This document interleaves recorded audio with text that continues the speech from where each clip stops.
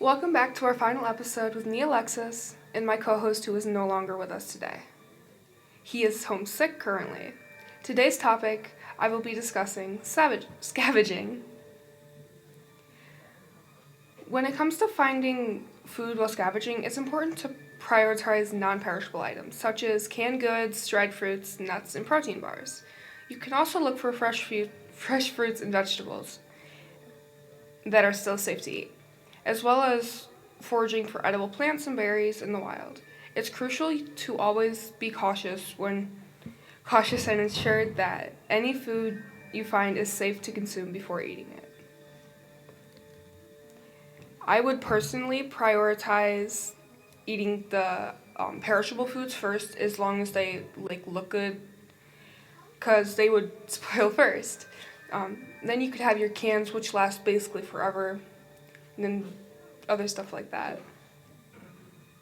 Another thing you could do with the meat is freeze dry it or make jerky out of it. That way it preserves it for a longer time. Now over to our guest, Mr. McLaughlin, to hear about his tips and tricks for foraging. Okay, well, first of all, I'm certainly no expert in foraging. I know a little bit about it. I have some friends who, go out and stomp through the woods, mostly through the woods, although you can find a lot of stuff in open fields and meadows.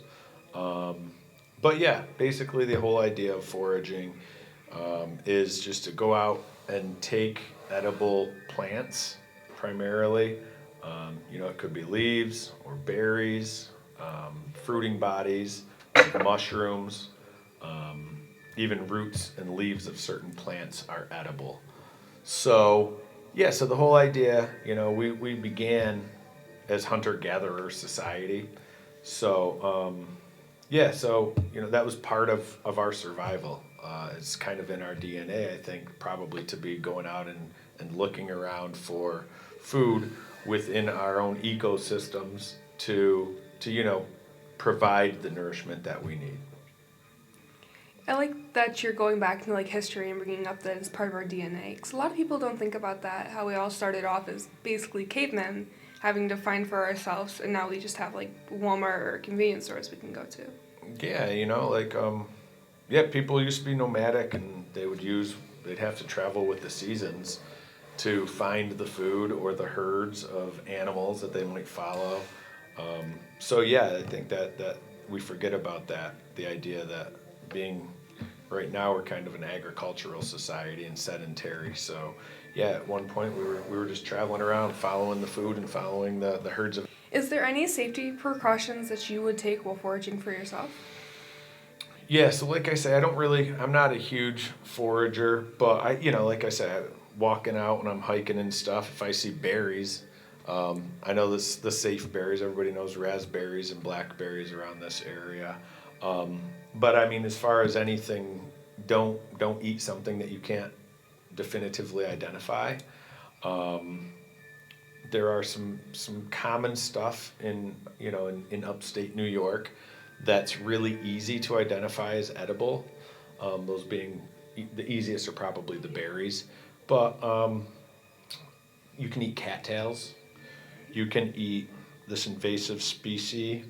I think it's called something mustard. You can eat the leaves of that. Obviously, there's a variety of mushrooms that you can eat, but I think that's the tricky one. There are a lot of mushrooms that are very similar, where one can be completely edible and the other one is lethal. You get a little bite of it and it could be the end. If you're not in the hospital or at the hospital within 20 minutes, you're a goner. So I think the biggest thing is know what you're doing, be familiar, or be with somebody who can teach you the tricks of the trade, to make sure that what you're eating is indeed edible and not poisonous. Do you have any tips for finding water? Man, short of how the old movies where they used to have that little stick that would lead them to water. Oh, yes. Dowsing rods. Dowsing rod. Yeah, what are they called? Dowsing rods. Yeah, dowsing rod, or whatever the heck it's called. Yeah, apparently those things actually work. But if you're looking for water, one thing that you can do is follow game trails. If you're lost, follow game trails because most of those game trails are going to end up at a water source. Another obvious trick is like go downhill. Okay, walk downhill. Water goes downhill. Eventually, you should run into some sort of water supply, whether it's a creek, a stream, a pond, whatever. Yeah. I'd seen a tip online where you could take like a plastic bag or like plastic material, put it over a leaf, and the condensation from the leaf would drip into the bag. Yeah. Yeah, I mean, you're not going to get a ton out of one single leaf, but certainly I've seen like if there's fall and spring, you typically get really heavy dews at night.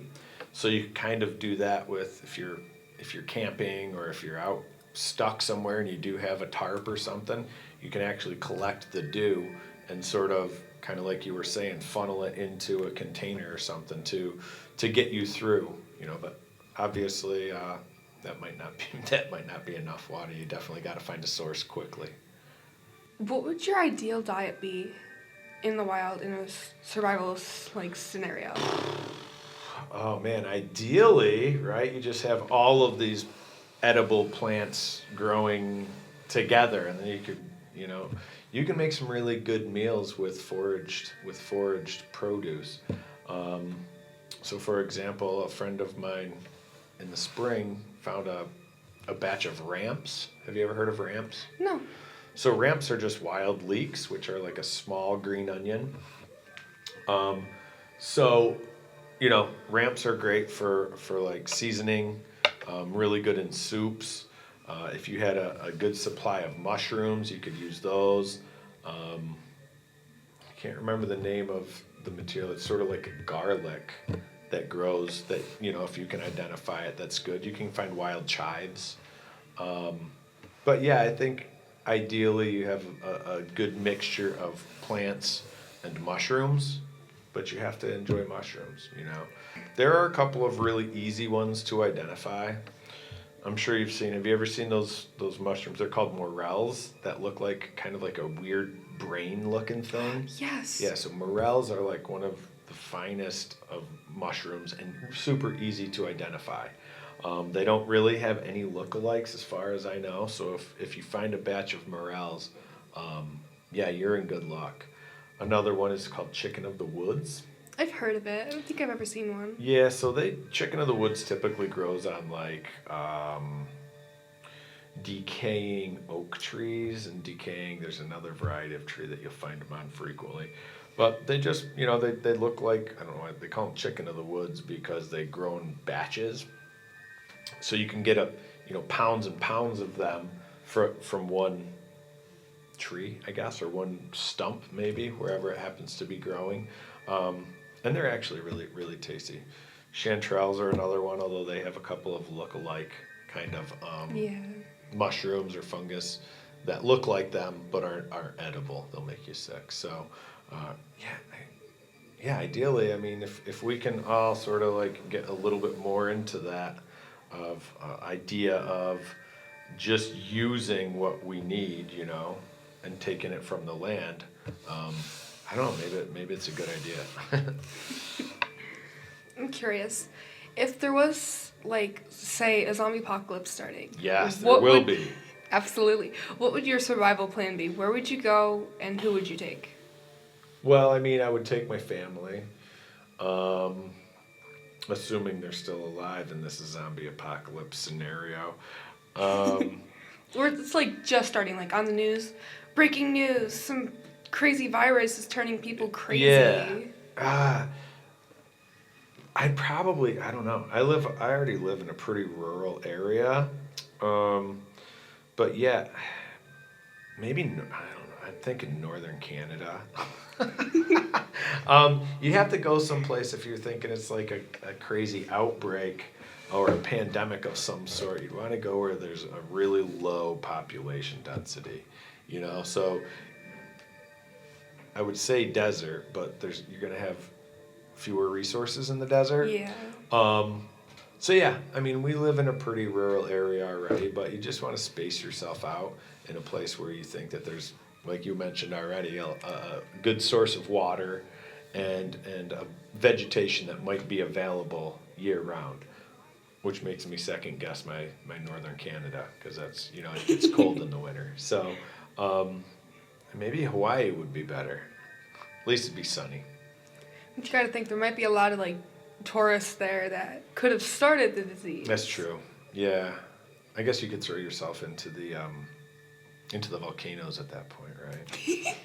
Maybe not. Me personally, we have like, it's called the Corning Building Company by our Oh, yeah. house. So I would go to a place similar to that where they have like lumber and building materials in the back, but they also have like chips and snack stuff on the inside, along with Yeah. like generators, plants, and like gardening stuff. That's So a good idea. you could, because it's already fenced in the back, you could just reinforce that fence, maybe extend the fence out to the front so it wraps around the entire building. Yeah, You yeah. have the river going along the back of it. So you got your water source. You have generators and solar panels so you can get electricity. You have food in there that'll last you long enough for your plants to start germinating and growing. Nice. You've been thinking about this, haven't you? Very long time. Yeah, nice. Have you ever seen, this is going to be a little side topic, have you ever seen This Is Us? No, I have That not. show about like the zombie apocalypse, kind of? Really? Yeah, it's awesome. Awesome. It's not, I don't, is it, yeah, I guess they are zombies. But it's definitely like a disease. There was an outbreak. And it's really actually a cool idea, because we always talk about the next big disease is going to be like a bacteria or a virus. Yes. In this case, it's like a fungus. It's a fungal disease that sort of spreads out through the ground, and the spores from this get passed from individual to individual. Are they the ones that have like the mushrooms growing out of Yeah. their heads? I've heard of this. I've never watched it personally. It's really cool. But it's a neat idea, because there are cordyceps, I think they're called. They're fungus that actually take over, in most cases, they're insects. And they'll live in heard those these. insects, and then they're fruiting, and they kind of like take over like the functioning of their nervous system.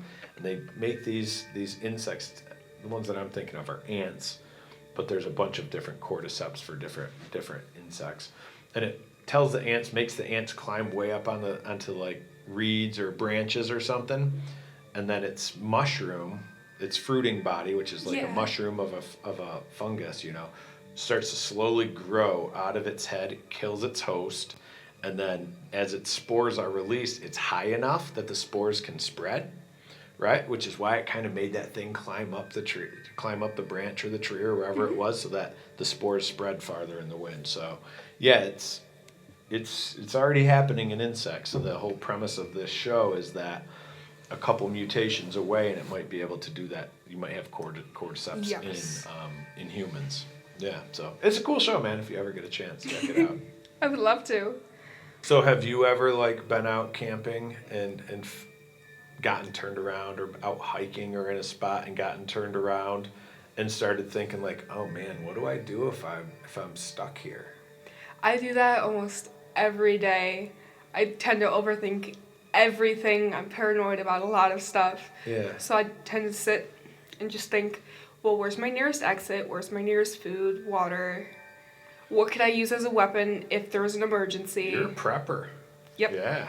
I have tons of books at home of like edible foods, edible everything, medical stuff, medical supplies, how to make tools, Cool. how to use tools, how to tie knots and everything. Yeah. It's awesome.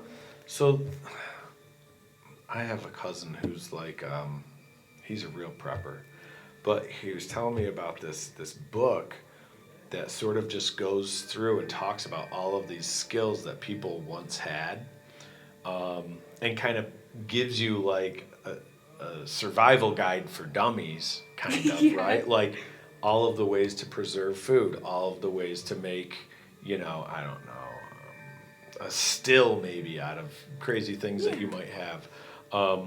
So there are definitely a lot of resources out there for figuring out, what you need to do to survive in our zombie apocalypse situation, or if you just want to go and live off grid, and some people choose to do that, I would love to do that. One of my dreams when I was little was actually to buy an old Volkswagen bus. Yeah. Renovate cool. the inside so I could just live in it and just drive around. Cool. Like, what was the name of that book? Into the Wild. Into the Wild, right? Supertramp. Yeah, he was cool. But look at how he ended, Yeah. right? Do you remember what happened to him? We have yet to finish the whole book, but Oh. I've heard things. I'm not going to tell you then. We're Oh. reading it in Langenlick currently. Oh, cool. Yeah. It has to do with what we're talking about, so yeah. Giddy up. Do you have any experiencing with fishing? Yeah, I mean, I like to fish in ponds and the lakes that we have around here, but I'm not a master. Most of the time when I go fishing with my friends, I screw up their fishing and we never catch anything. I'm a bad omen, but it's good to get out there. Yeah. How about you? I love fishing. Yeah, I do I've too. been fishing since I was, oh my gosh, I can't even remember. I was so little. My dad, my fishing buddy, Yeah. we have competitions. I like to catch as many fish. He likes to try and catch the biggest one. Yeah, I like the big ones. But do you guys ever keep the fish and eat them? Personally, ever done I that? do not like fish. Oh, okay. I just enjoy the sport? kind of, I like the challenge, the mental challenge of Yeah. catching the fish. Sure. 'Cause it's a lot of work trying to, reel it in, but make sure the fish doesn't lose. Yeah, the get hook. off the hook. Yeah. Yeah, and I know a lot of people will start with a spinning rod or whatever, and so as that gets boring, they'll move to fly fishing. My father You know, does that. Because fly fishing, you need to know a lot about the etymology and the insects that are hatching and what the fish might be biting because of that. So yeah, that's kind of a cool idea. I'm not really keen on that. I don't know much about it, but I'd like to. Maybe a retirement gig. But if you haven't, you should try, catching and eating something that Absolutely. It's kind of sad, but Have you ever had frog legs? never have. Oh my gosh, they're so good. They taste just like chicken. Just like chicken. That's what everybody says. Just a little smaller bones, right? Mm-hmm. Yeah. No, I would try frog legs in a heartbeat. How do they usually prepare them? Oh goodness. Are they deep fried like a chicken wing? You or- can grill them, deep fry them, Okay. boil them. How did you get chicken wings? Were you down Chicken- south frog somewhere? legs? Yeah. Oh, Frog I was legs. at yeah. a Chinese buffet and they just happened to have them there. I'm like, oh hey, I wanted to try this. I might as well try it. And is the skin off of them already? Yes, you cook Okay. it with the skin off. Okay. All right. Cool. That'd be So ideally, you would catch a big bullfrog, Mhm. nice juicy thighs on weird. it. Yeah. Bigger the better. You would cut it off where the pelvic bone would be, Uh-huh. kind of just above that. Yeah. You would hold it by one of the legs and peel the skin off. It Okay. can be a little tricky because it's a little slimy. Kind of like taking off a sock. Yes. Yeah. Okay. All right. Cool. Then after that, you can season it Yeah. and then cook it whatever way you wished. All right. Yeah. I'd probably put some Cajun seasoning on there. If you could start a garden currently, Mhm. what would you have in your garden? Yeah, so actually, I love gardening. My dad's a big gardener, and I live in the middle of the woods, so I don't get much sunlight. So sometimes I'll ask him to grow my stuff. But yeah, he grows I'd grow as much, whatever I could grow. Tomato plants, I'd have tomato plants, definitely squash, definitely corn, onions and garlic, beans and peas. Yeah, I would, if I had more light, I'd have a big old garden where I could, kind of put some food away. I think there's something kind of cool about canning and preserving Yes. foods. So, yeah, I would try to do as much gardening as I could. I just started getting into Brussels sprouts a Oh, few I years love ago. Brussels sprouts. I always thought they were gross, but come to find out they're delicious. They just smell funky. Yeah, they're cabbage. They're kind of cabbagey, right? You just gotta plug your nose and eat it. I just like them now. I don't know. I've grown up a little bit, I guess. Yeah. What about you? What's your favorite vegetable?